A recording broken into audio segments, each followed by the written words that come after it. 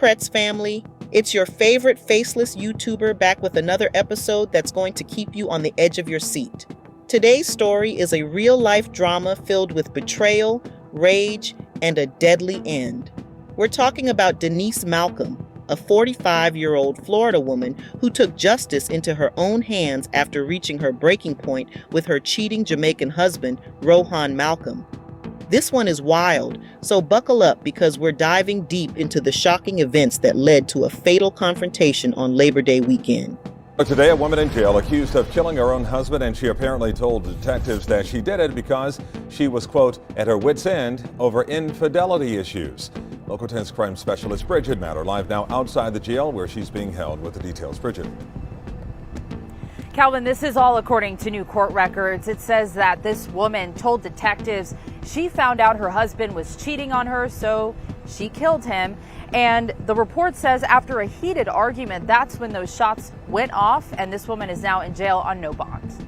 45-year-old Denise Malcolm is facing a first-degree murder charge in the death of her husband, Rohan Malcolm. A lengthy arrest affidavit lays out that Denise was, quote, at her wit's end with his lies and deceit over allegations her husband was cheating. Following a 45-minute fight, police say Malcolm shot her husband multiple times. The officers made entry into the residence to check on the well-being of anybody who may be inside. They did come across and encounter one male individual who had suffered multiple gunshot wounds. Malcolm appeared in court. Ms. Malcolm, you are here on one count of premeditated murder. The report goes on to say that Malcolm had contemplated suicide, but as her husband was bleeding on the ground, he said something that changed her mind, and she shot him one more time. So, here's what went down. It all started like any other Labor Day weekend in Florida. Denise had been out shopping for a barbecue, probably trying to keep things normal despite the tension simmering between her and Rohan. But things took a dark turn when Rohan casually announced that he was heading out with friends to Port St. Lucie. Now, Denise wasn't buying it, not for a second. For her, friends had become a code word for another woman, and she was tired of playing along with Rohan's lies. According to the police, the argument that followed was heated, lasting 45 minutes to an hour. Words were exchanged, tempers flared, and Denise, at her wit's end, made a decision that would change everything. She retrieved a gun from her bedroom closet and confronted Rohan. Standing in the doorway of his room, she fired multiple times, and it wasn't over just yet. After those first shots, Rohan was still alive, lying on the floor, wounded. As Denise stood there, gun in hand, the weight of what she had done began to sink in. She later told the police that she thought about ending her own life right then and there. But then, something happened. Rohan allegedly said something to her. Whatever it was, it must have struck a nerve, because instead of taking her own life, Denise fired one more shot, ending Rohan's life for good.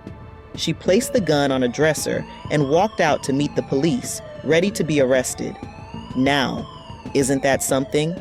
A woman pushed to her breaking point, making a choice in the heat of the moment that cannot be undone. But wait, it gets even more heartbreaking. Denise and Rohan weren't the only ones in the house. Their 14-year-old twin sons were there too, caught in the middle of their parents' chaotic and tragic showdown. One son was in his room, eating Chinese food and listening to music with headphones on when he heard the gunshots. Can you imagine the horror? He ran out and saw his mother holding a gun and his father bleeding. He immediately called 911, hoping that somehow his dad would survive. Meanwhile, the other twin was in the living room, and when he heard the shots, he ran to the garage. Thankfully, both boys were able to get out safely when the police arrived and began giving commands. But they're going to be haunted by this night for the rest of their lives, witnessing their mother shooting their father to death over a lifetime of grievances and betrayals. So, what drove Denise to this point? According to the police report, Denise and Rohan had been living almost like strangers in the same house for years. They slept in separate bedrooms and constantly argued about Rohan's alleged affairs. For 2 years, Denise had been dealing with her husband's unfaithfulness, feeling betrayed and humiliated. She felt trapped in a cycle of deceit, and on that fateful day, she snapped. Rohan telling her he was going out with friends was the final straw. Denise couldn't take it anymore. She was done with his lies, his deceit, and the humiliation. In her mind, she felt she had no other choice. But did she really? So, here's the big question.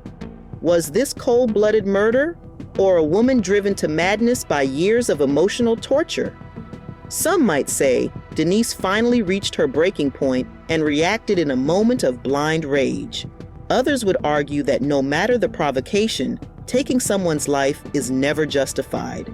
And there's another layer to this story. After the shooting, Denise thought about ending her own life. It's clear that in that moment she was overwhelmed by the magnitude of what she'd done.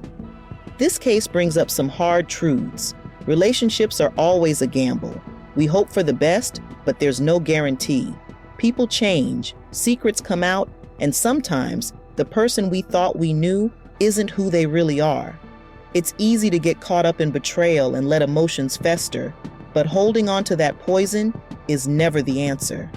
If you find yourself in a toxic situation, learn to walk away. No matter how much pain or rage you feel, it's never worth taking someone's life. We do not own people. It's crucial for both men and women to understand this. Getting therapy or finding someone trustworthy to help unpack those feelings is key. Otherwise, you might find yourself in a situation like Denise's, with consequences you can never undo. I can't help but wonder, could the fact that Rohan was an immigrant have played a role in this marriage's breakdown? It's not uncommon for some immigrants to enter relationships with U.S. citizens as a way to secure their place in the States. Was that the case here? Did Denise feel used in that way, leading to her snapping? It's hard to say, but these are questions that crossed my mind when I first heard this story. As it stands, Denise is now in custody, facing serious charges for the murder of her husband.